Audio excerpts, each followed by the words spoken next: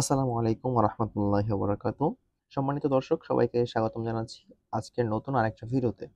So আজকের ভিডিওতে আমরা যেটা দেখতে যাচ্ছি এটা হচ্ছে গিয়ে আমরা কিভাবে ক্যানভার ভিতরে বাংলা স্টাইলিশ আমরা ফন্ট ব্যবহার করতে পারবো।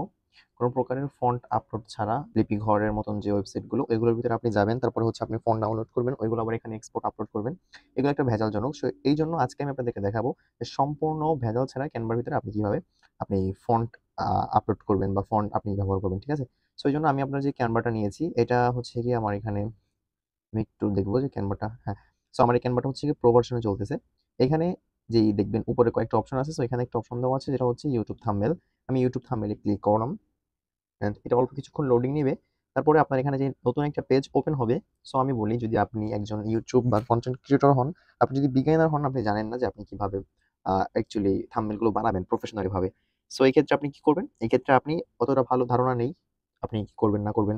তো এই কারণে উপরে দেখবেন অনেকগুলো আপনার এখানে এই যে অপশন দেওয়া আছে, YouTube thumbnail, end thumbnail, ten thumbnail, ঠিক আছে? সো এখানে অনেক ধরনের থাম্বনেল দেওয়া আছে, ব্লগ থাম্বনেল, ট্রাভেল থাম্বনেল, ঠিক আছে?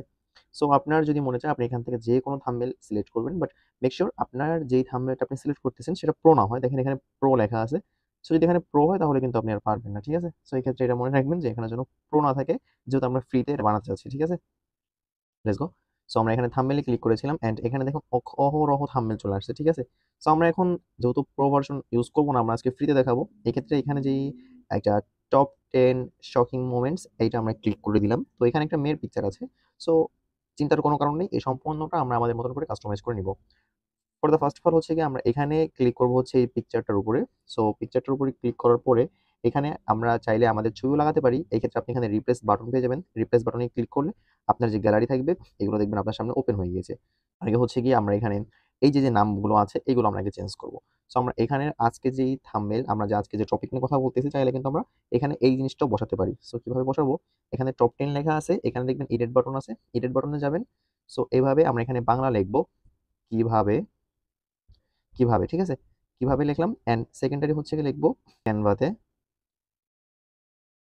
ক্যানভা এটা আমরা একবার লিখবো এন্ড সেকেন্ডারি হচ্ছে কি ক্যানভা, এটাকে এখানে দেখবেন ডুপ্লিকেট বাটন আছে। তো এই ডুপ্লিকেট বাটনে ক্লিক করব, কারণ কি হচ্ছে আমরা যদি ডুপ্লিকেট বাটনে ক্লিক না করে আমরা যদি ডিরেক্ট রো ভাবে লিখতে যাই তাহলে কিন্তু উল্টা হয়ে যাবে, কারণ কি আমরা যখন ফন্ট চেঞ্জ করব তখন কিন্তু ইংলিশ আর বাংলা এই দুটো ফন্ট কিন্তু আমরা একসঙ্গে চেঞ্জ করতে পারবো না। এজন্য আমরা এখানে লিখবো কিভাবে ক্যানভাতে। ওকে। সো দেখেন এখানে কিন্তু আমি একটা লিখে নিয়েছি, টাইটেল আমার মতো করে লিখে নিয়েছি। আপনারা যেই কোনো জিনিস লিখতে পারেন, ঠিক আছে? সো আমার সময় কম থাকার কারণে আমি এক ভিডিওর ভিতরে আমার থাম্বনেলটা বানাচ্ছি সময় নষ্ট না করে। সো এখন দেখেন এখানে কিভাবে ক্যানভাতে বাংলা ফন্ট ইউজ করব, তাই না? এখন এইটাই কিন্তু আপনার একটা আপনার যে ডিফল্ট ইটা থাকে এই ফন্টটা থাকে এটা এখন এপ্লাই হয়ে আছে। সো আমরা এখানে এই ফন্টের উপর ক্লিক করলে নিচে দেখবেন অনেকগুলো অপশন, তার ভিতরে ফন্ট নামক যে অপশনটা আছে এখানে আমরা যাব এন্ড এখানে অ্যারো বাটনে গিয়ে আমরা এখান থেকে প্রথমে আমরা কি সিলেক্ট করতে পারি? প্রথমে হচ্ছে গিয়ে আমার ফেভারিট একটা ফন্ট, সেটা হচ্ছে গিয়ে হিন্দি শিলিগুড়ি মনে হয়। সো আমি এখানে সার্চ করি।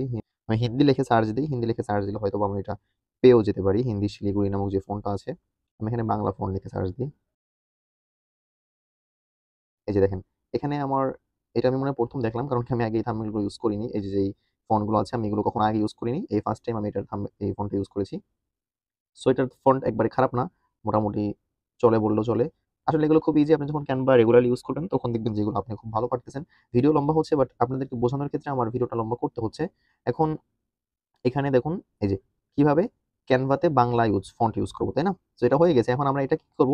এই কালারটা না তেমন একটা ভালো মানাচ্ছে না। এই কারণে আপনি এখান থেকে স্লাইড করে এখানে ইফেক্টে আসবেন।